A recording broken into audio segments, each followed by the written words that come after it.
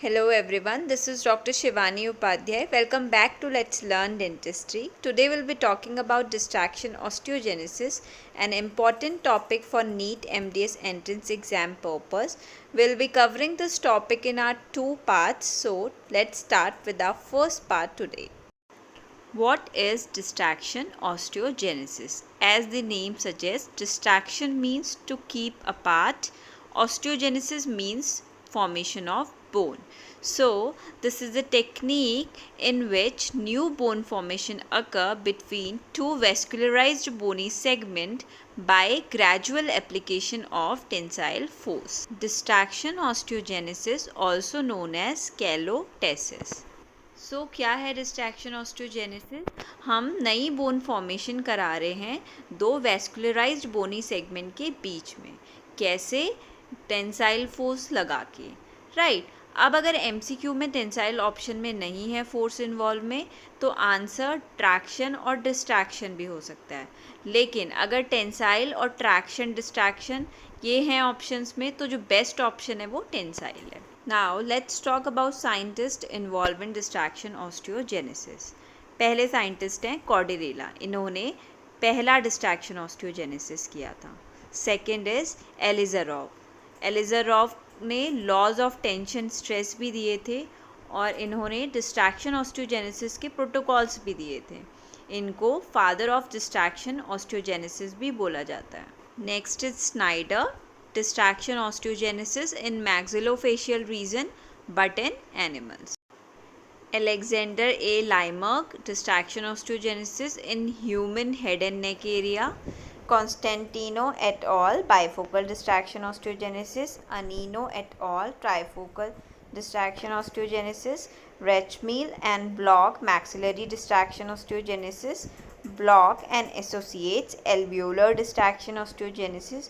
And Polley. इन्होंने extra oral halo frame use किया था for maxillary distraction osteogenesis.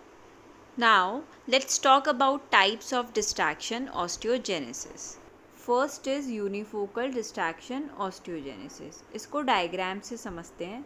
Suppose एक बोन है जिसकी लेंथ इनएडिक्वेट है, तो हमने इसकी लेंथ को बढ़ाने के लिए इसमें क्या करा, पहले ऑस्टियोटमी प्रिपेयर करी. फिर जो ये 1 और 2 दो बोनी सेगमेंट हैं, वेस्कुलराइज्ड बोनी सेगमेंट, हम इनको मूव कराएंगे opposite to each other, right.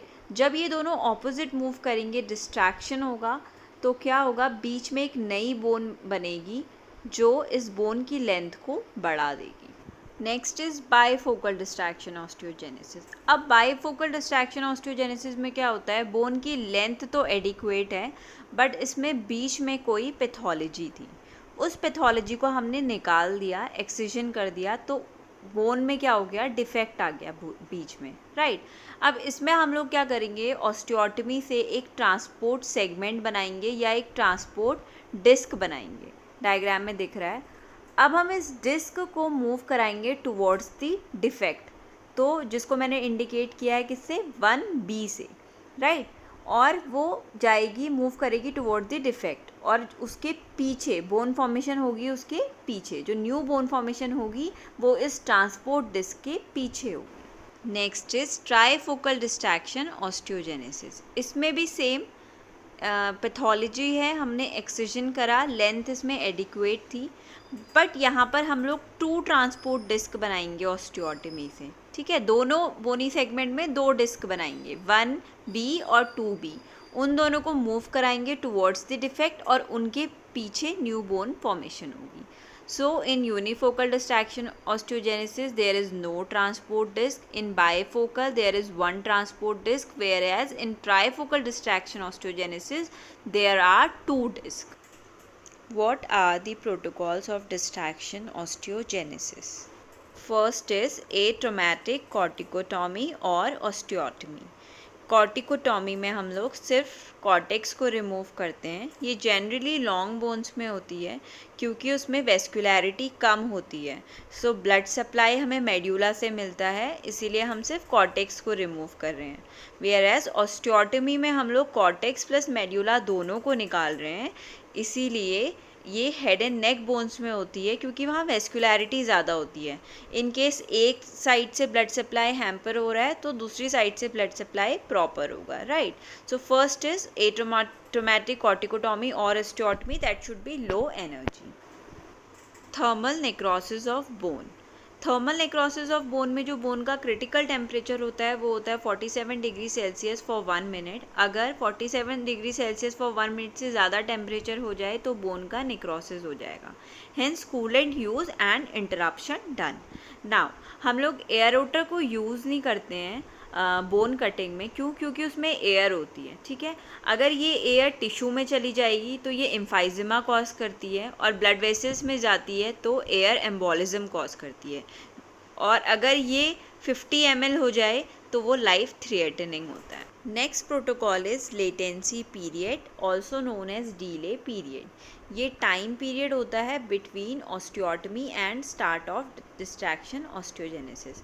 Osteotomy और डिस्ट्रैक्शन ऑस्टियोजेनेसिस के स्टार्ट होने से पहले जो ये बीच का टाइम होता है इसको लेटेंसी पीरियड बोलते हैं। एक्चुअल में होता क्या है, जब आप ऑस्टियोटमी करते हो उसके बाद एक हेमेटोमा बनता है, फिर उसका ऑर्गेनाइजेशन होता है, उससे फाइब्रस कैलस बनता है, तो इस पूरे प्रोसीजर में टाइम लगता है, ठीक है। इसीलिए इसको डीले पीरियड बोल रहे हैं। इसको हीलिंग पीरियड भी बोलते हैं, क्यों?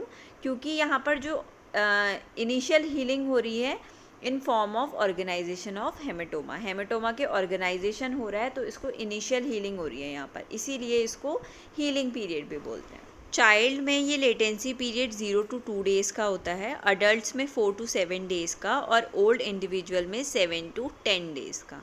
अब ऐसा क्यों होता है? चाइल्ड में क्यों ये पीरियड कम है और फाइब्रस डिस्ट्रैक्शन जल्दी शुरू हो जा रहा है? बिकॉज वहाँ पर ऑस्टियोजेनिक पोटेंशियल ज़्यादा होता है, वेस्कुलैरिटी ज़्यादा होती है, सिस्टमेटिक डिजीज़ कम होती है, और हीलिंग ज़्यादा होती है, एज वेल एज मॉर्बिडिटी कम होती है। अगर MCQs में कोई भी चीज़ मेंशन नहीं है, चाइल्ड, अडल्ट या ओल्ड इंडिविजुअल, तो ऑप्शन होगा 4 to 7 डेज़। हम लोग अडल्ट को कंसिडर करेंगे। Next protocol is distraction face. Distraction face में हम दो चीज़ें पढ़ेंगे, rate of distraction osteogenesis and rhythm of distraction osteogenesis. Rate क्या होता है? आइडियली 1 mm पर डे होता है, और रेंज पूछेंगे तो 0.5 से 2 mm होगा। अब जो ये डिस्ट्रैक्शन फेज़ है ये 0.5 mm मतलब कम किस में होता है? स्मॉल बोन्स में, क्योंकि वहाँ वेस्कुलैरिटी कम होती है तो स्पीड भी कम हो रही है, राइट। ऐसे ही किसी थेरेपी के पोस्ट थेरेपीज़ ये फेज़ का जो टाइमिंग होता है वो कम हो जाता है। चाइल्ड में फास्ट होता है ये distraction phase, 2 mm per day बन रहा है, राइट। क्यों? क्योंकि उनकी वेस्कुलैरिटी ज़्यादा है। रेट ऑफ डिस्ट्रैक्शन ऑस्टियोजेनेसिस के कुछ लिमिटिंग फैक्टर्स होते हैं। First is heart tissue limitation. Heart tissue limitation में कैलस फ्रैक्चर हो सकता है, जो कैलस बना था उसका फ्रैक्चर हो जाए। Second is soft tissue limitation. इसमें क्या होगा? इंजरी हो सकती है सॉफ्ट टिश्यू स्ट्रक्चर्स को, जैसे म्यूकस मेम्ब्रेन, मसल अटैचमेंट या नर्व्स। इसीलिए मैक्सिमम डिस्ट्रैक्शन ऑस्टियोजेनेसिस कितना होना चाहिए? 1.5 से 2 mm पर day. According to Ilizarov, distraction should be in increments. तो हम लोग क्या करते हैं? 4 टाइम डिस्ट्रैक्शन करते हैं 0.25 mm का, राइट। तो ये ऑटोमेटिकली 1 mm पर डे हो जाता है। अगर कोई पेशेंट फ्रेंडली है, मतलब वो पेन की कंप्लेन नहीं कर रहा है, तो उसमें हम 2 टाइम्स भी कर सकते हैं डिस्ट्रैक्शन, राइट। और कितने का? 0.5 mm का, तो ये भी 1 mm पर डे हो जाएगा। इसके अलावा आप 1 टाइम 1 mm भी कर सकते हैं। Next protocol is consolidation period, also known as stabilization period. Now this is a time lag between completion of distraction osteogenesis and start of functional loading.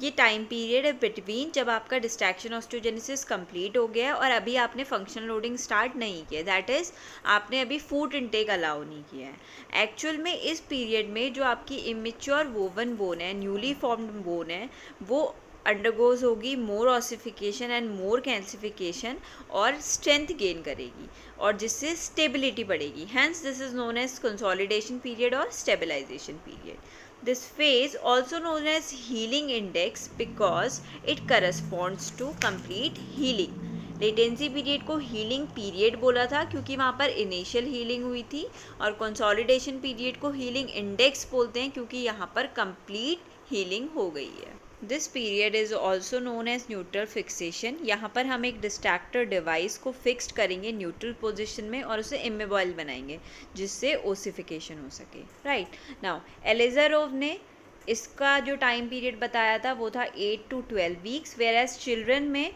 It is less than 8 week. Now आपने देखा children में latency period कम था, that is 0 to 2 days।